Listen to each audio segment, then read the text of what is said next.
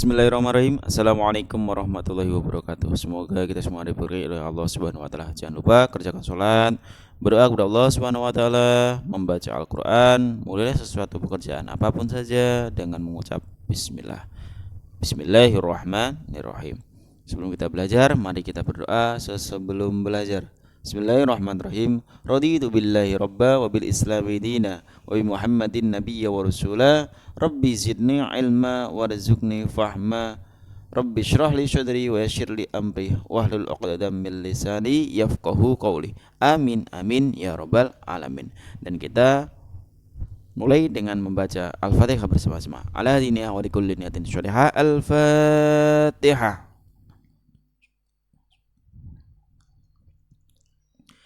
Amin ya rabbal alamin. Seperti biasa, buka buku paketnya kalian masing-masing.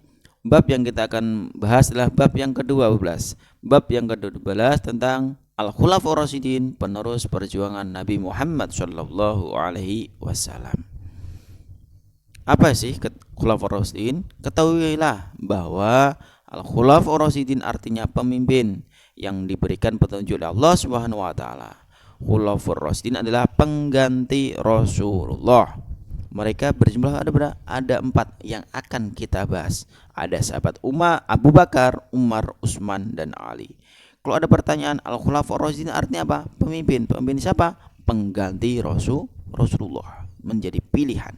Kita akan bahas satu persatu. Siapakah Umar? Siapakah yang lain? Yang pertama, sahabat Abu Bakar As-Siddiq. Nama lengkapnya ialah Abdullah bin Abi Quhafa At-Tamimi. Dia memangku jabatan khalifah selama 2 tahun lebih sedikit, yang dihabiskan terutama untuk mengatasi berbagai masalah dalam negeri yang muncul akibat wafatnya Nabi Muhammad SAW. Terpilihnya Abu Bakar telah membangun kembali kesadaran dan tekad umat untuk bersatu melanjutkan tugas Nabi Muhammad. Hal menarik dari Abu Bakar bahwa pidato pertama yang diucapkan sehari setelah pengangkatannya beliau adalah totalitas kepribadiannya, komitmen Abu Bakar terhadap nilai-nilai keislaman, dan strategi meraih keberhasilan tertinggi bagi umat sepeninggalnya Rasulullah Shallallahu Alaihi Wasallam. Wahai manusia, aku telah diangkat untuk mengendalikan urusanmu. Padahal aku bukanlah orang yang terbaik di antaramu, maka jikalau aku dapat menunaikan tugasku dengan baik, bantulah, ikutilah aku. Tetapi jika aku berlaku salah, maka luruskanlah. Orang yang kamu anggap kuat, aku pandang lemah sampai aku dapat mengambil hak daripadanya. Sedangkan orang yang kamu lihat lemah, aku pandang kuat sampai aku dapat mengembalikan hak kepadanya. Maka hendaklah kamu taat kepadaku selama aku taat kepada Allah dan Rasulnya. Namun bila mana aku tidak mematuhi Allah dan Rasulnya, kamu tidak perlu mematuhiku. Abu Bakar As-Siddiq. Itulah Abu Bakar As-Siddiq. Kebijaksanaan Abu Bakar As-Siddiq ketika memimpin. 1. Mengirimkan pasukan ke Romawi di bawah pimpinan Usamah, memberantas pembangkang zakat, pengumpulan Al-Quran, perluasan wilayah ke Irak, Syria, Hirab, memerangi nabi palsu. Kekuasaan bersifat sentralistik, legislatif, eksekutif, dan yudikatif. Juga hukum dipegang langsung oleh khalifah. Jadi hukum pertama dipegang oleh khalifah Abu Bakar As-Siddiq. Abu Bakar As-Siddiq wafat hari Senin 23 Agustus 624 Masehi. Setelah lebih kurang selama 15 hari terbaring di tempat tidur, ia berusia 63 tahun. Kekhalifahan berlangsung 2 tahun 5 bulan 11 hari. Saat sakit beliau mewasiatkan agar Umar menggantikannya sepeninggalnya. Jadi ketika sahabat Abu Bakar sakit, dia mewasiatkan kepada Umar. Yang kedua, sahabat Umar bin Khattab. Umar bin Khattab, nama lengkapnya adalah Umar bin Khattab bin Nufail, keturunan Abu Uzza Al-Quraisy dari suku Adi, salah satu suku yang terpandang dan mulia. Umar dilahirkan di Mekah 4 tahun sebelum kelahiran Nabi Muhammad. Umar masuk Islam pada tahun ke-5 setelah kenabian Nabi Muhammad dan menjadi salah satu sahabat terdekat Nabi. Kemudian oleh Rasul dijadikan sebagai tempat rujukan oleh Nabi mengenai hal-hal yang penting. Ia dapat memecahkan masalah yang rumit tentang siapa yang berhak menggantikan Rasul dalam memimpin umat setelah wafatnya Rasulullah Shallallahu Alaihi Wasallam. Itulah sahabat Umar bin Khattab. Sahabat Umar bin Khattab menyebut dirinya Khalifatur Rasulillah atau pengganti dari pengganti Rasulullah. Ia juga mendapat gelar Amir al-Mu'minin, komandan orang-orang beriman. Sehubungan dengan penaklukan dan penaklukan yang berlangsung pada masa pemerintahnya, Khalifah Umar juga meletakkan prinsip-prinsip demokratis dalam pemerintahannya dengan membangun jaringan pemerintahan sipil yang sempurna. Jadi Khalifah Umar itu berpemerintahan itu yang prinsipnya demokratis, ya, tidak otoriter. Wafatnya sahabat Umar sangat tragis. Seorang budak bangsa Persia bernama Fairuz atau Abu Lu'lu'ah secara tiba-tiba menyerang dan dengan tikaman pisau tajam ke arah khalifah yang akan mendirikan sholat subuh yang telah ditunggu oleh jamaah di Masjid Nabawi di pagi buta itu. Khalifah terluka parah dari beringan itu mengangkat syura, komisi pemilih yang akan memilih penerus tongkat kekhalifahan. Khalifah Umar wafat 3 hari setelah penikaman atas dirinya, yakni 1 Muharram 23 Hijriah 644 Masehi. Khalifah Umar memerintahkan selama kurang lebih 10 tahun. Selanjutnya yang ketiga, Khalifah Utsman bin Affan. Nama lengkapnya Utsman bin Affan bin Abil al-Ash bin Umayyah dari suku Quraisy. Ia memeluk Islam karena ajakan Abu Bakar dan menjadi salah satu seorang sahabat Nabi. Meski memiliki kekayaan melimpah, tapi Utsman berlaku sederhana dan sebagian besar kekayaan digunakan untuk kepentingan Islam. Ia mendapat julukan Zunnurain, artinya yang memiliki 2 wajah. Kenapa? Karena menikahi 2 putri Nabi Muhammad secara berurutan. Zunnurain.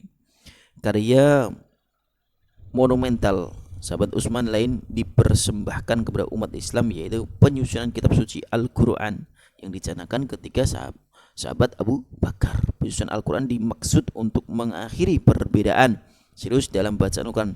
Disebutkan bahwa selama pengiriman ekspedisi militer ke Armenia dan Azerbaijan, perselisihan tentang bacaan Al-Quran muncul di kalangan tentara muslim. Sebagian direkrut dari Suriah dan yang lain-lain.